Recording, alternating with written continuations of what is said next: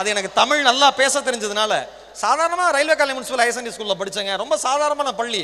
என் 11வது வரைக்கும் கிட்டத்தட்ட தூக்குச்சட்டியில் தான் நான் சாப்பாடு கொண்டு போயிருக்கேன். என் ஃப்ரெண்ட்ஸ்லாம் கிண்டல் பண்ணுவாங்க, என்னடா தூக்குச்சட்டியில் சாப்பாடு கொண்டு வரேன்னு. டேய், சாப்பாடு இருக்கேன்னு எனக்கு சந்தோஷம், அது எதில் வருதுன்னு எனக்கு வருத்தமே கிடையாதுன்னு நான்.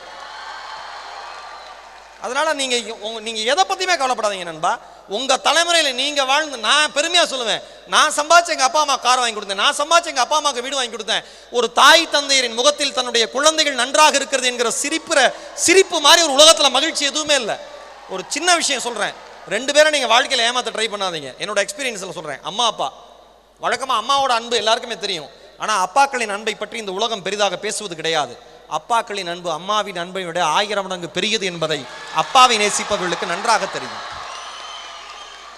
ஒரு குழந்தைய ஒரு அம்மா தன்னுடைய இடுப்பில் வச்சு தூக்குவாங்க, இப்படி கட்டி அணைச்சிக்குவாங்க. ஏன்னா தன் குழந்தை, என்னோட கரங்கள்ல இருந்து வெளியில போயிடக்கூடாது, அவனை பாதுகாப்பாக வளர்க்கணும் அப்படின்னு.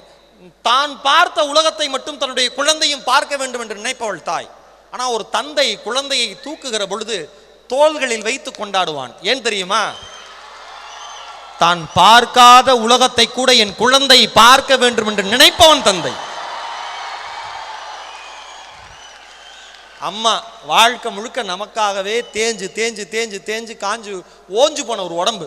தாய்க்கும் தந்தைக்கும் தயவு செய்து ஏமாத்தணும்னு நினைக்காதீங்க. அந்த 2 பேரையும் அவங்கள்ட்ட போய் சொல்லணும்னு நினைக்காதீங்க. இன்னொன்று, ஆசிரியர்கள், தாய் தந்தை ஆசிரியர்களை மறந்த எந்த மாணவனும் வாழ்க்கையில் சாதனையானதாக மாறினதே இல்லை. நம்ம படிக்கிறப்ப நிறைய கிண்டல் பண்ணுவோம் நம்ம டீச்சர்ஸை, அவங்களுக்கு அதுவும் தெரியும். ஆனால் அதை அவங்க என்ஜாய் பண்ணுவாங்க. அது ஒரு லிமிட் வரைக்கும் தான். அதை நீங்கள் நல்லா அவங்க எல்லாருக்குமே தெரியும்னு நினைக்கிறேன்.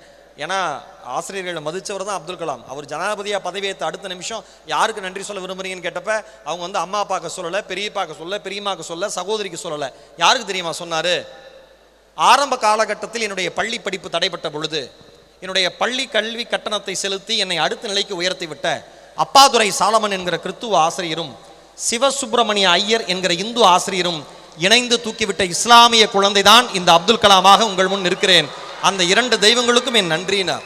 ஆசிரியர்களை மறக்காதீங்க, பெற்றோர்களை ஏமாத்தாதீங்க. இன்னொன்று, இந்த 4 வருஷம் படிக்கிறப்ப பின்னி பிணைவோம், ஃப்ரெண்ட்ஷிப்னு படித்து முடிச்சுட்டு அவன் வேலை வெட்டின்னு போகிறப்ப ஒன்றும் கான்டாக்டே இருக்காது. நல்லா ஞாபகம் வச்சுங்க, உங்களோட படிக்கிற ஸ்டூடெண்ட்ஸோட கான்டாக்டை, ஃப்ரெண்ட்ஸோட கான்டாக்டை வலிமையாக வச்சுங்க. ஏன்னா உங்களோட படித்தவர் நாளைக்கு மிகப்பெரிய லெவலில் இருக்கலாம், உங்களுக்கு சரியான பொசிஷன் வாழ்க்கையில் கிடைக்காம இருக்கலாம். நீங்கள் உரிமையாக போய் கேட்க முடியும்.